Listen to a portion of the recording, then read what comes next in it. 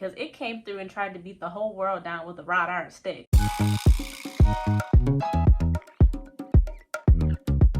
How to stop self-sabotaging and recognizing toxic self-criticism.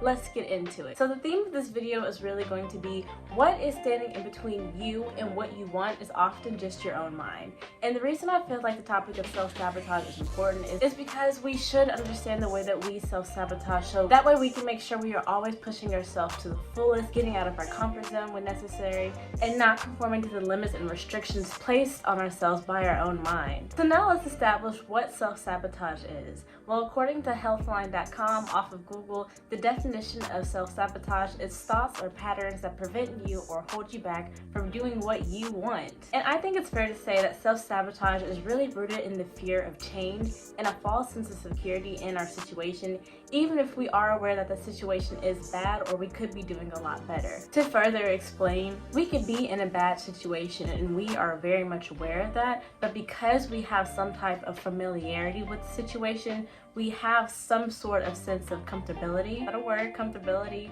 We have some sort of sense of comfort with it, knowing that we consciously or sometimes even subconsciously stop ourselves from improving the situation. Which is why having self-sabotage and self-doubt can easily cause you to choose emptiness over fulfillment and a mental imprisonment over freedom. And I know the word imprisonment may sound intense, but you do understand that the only thing that is holding you back in a lot of situations is yourself. So now that we have a good understanding of what the definition of self-sabotage is, let's talk about specific ways that you can recognize self-sabotaging. For instance, many times we can recognize that we could be happier, healthier, or just doing better in general, but because we have allowed ourselves to be comfortable with the state that we are in now, we are not open to the idea of growing and reaching a new level of happiness, maturity, or abundance. And you're probably thinking, well, is it a bad thing to be comfortable with your current level of happiness? Well, that answer really depends on you and what plans you have for your future. But in my opinion, being comfortable with your current level of happiness is only problematic when you are blatantly aware that you could be doing a lot better. And the course that you are currently on is not going to get you to the place that you aspire to be in the future. Another form of self-sabotage exists in not allowing yourself to appreciate and enjoy your successes and achievements. And when you have an inability to appreciate those wins that you have for yourself, you're stopping yourself from receiving more blessings, because if you don't know how to appropriately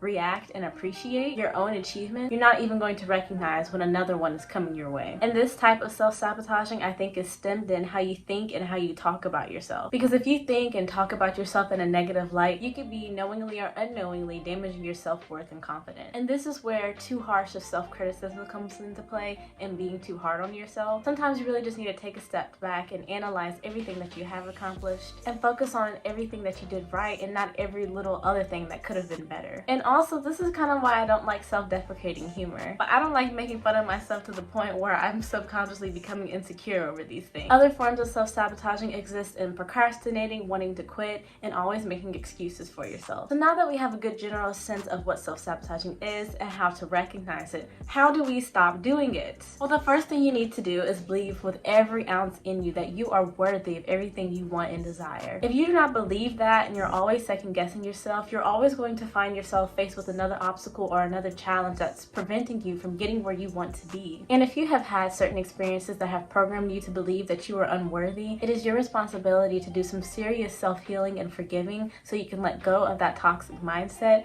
and so you can achieve everything that you want to. The next way to stop self-sabotaging is managing your fears. Many signs of self-sabotage are ultimately stemmed from your own irrational fears, such as the fear of doing better, the fear of wanting more and achieving success. You choose to procrastinate because you have a fear of failure, and that fear of failure is stopping you from even starting. But how can you win the race if you never start? Or you may also have a fear of success. So you're afraid that once you do achieve your goals, you're not going to be able to handle the pressure that comes along with handling them. But let me tell you, if you were able to think of it, if you were able to imagine yourself achieving it, you are capable of handling it. Another way you can stop self-sabotaging is controlling the gap. And this is one that I learned from the YouTuber Lavendier. She also has a really good YouTube video on how to stop self-sabotaging, and I'll leave it linked in the description.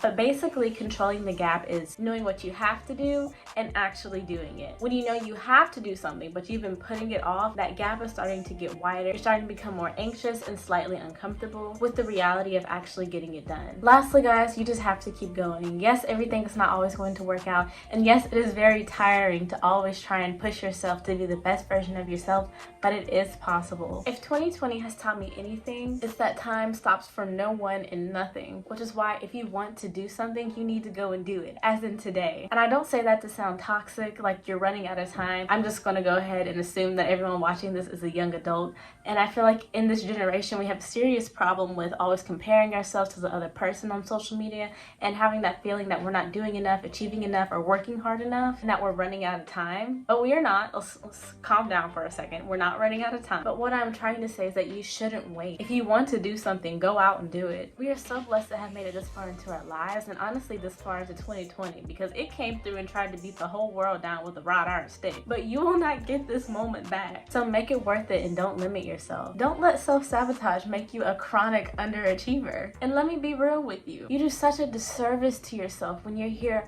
healthy and alive on this planet and you are not progressing. Like, why not? Let's progress. Let's be the best version of ourselves. So with that, my beautiful people, that is all I have for you. If you enjoyed this video, make sure you like, comment, and subscribe, and I will see you next time. Thanks for watching.